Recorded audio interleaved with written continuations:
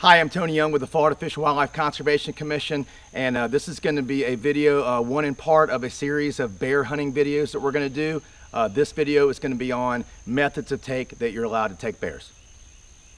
Now, regarding legal methods of take to hunt bears on wildlife management areas, you need to refer to the 2015 Guide to Bear Hunting in Florida. You can download this at myfwc.com/bear hunting, because on most of those wildlife management areas that are having bear hunting, it's either archery only or muzzleloader. So you need to definitely download this to make sure you're using the right thing on that management area.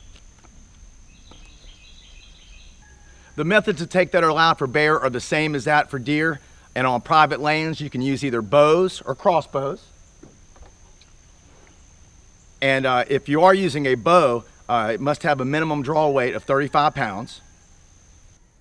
And whether you use either a fixed broadhead or a mechanical broadhead, all broadheads must have at least 2 sharpened edges, with each edge being at least 7/8 of an inch.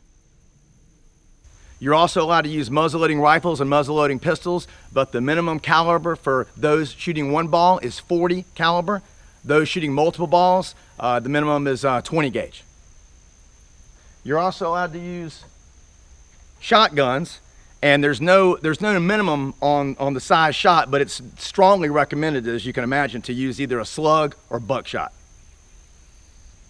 And of course, you can use high-powered rifles, only centerfire, no rimfire cartridges, no full metal jacket shells, no fully automatic firearms, and if your centerfire rifle is semi-automatic, then the magazine capacity cannot be greater than 5 rounds.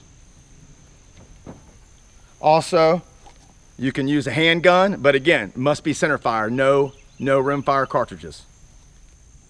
Okay, you're not allowed to bait bears on private land or of course on wildlife management areas, but if you are hunting on private land and you do have some feeding stations, you may shoot a bear as long as you and the bear are both more than 100 yards away from a feeding station, such as this. Also, no processed foods can be used at all at your feeding station.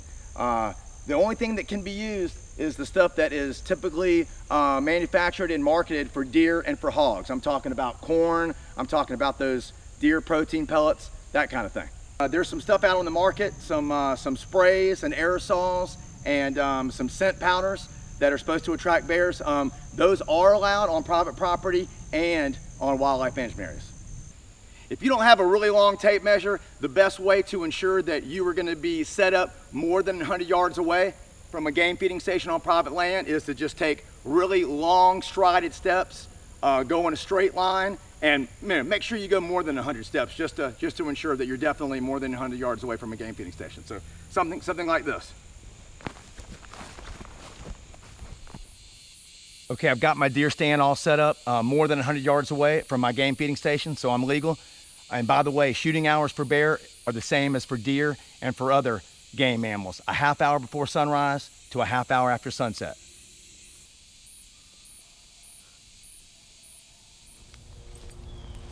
Hey, stay tuned for more bear hunting videos. Oh, and by the way, you can't use dogs to hunt bears, but you can use a leashed one to help trail and help find a bear that's been shot.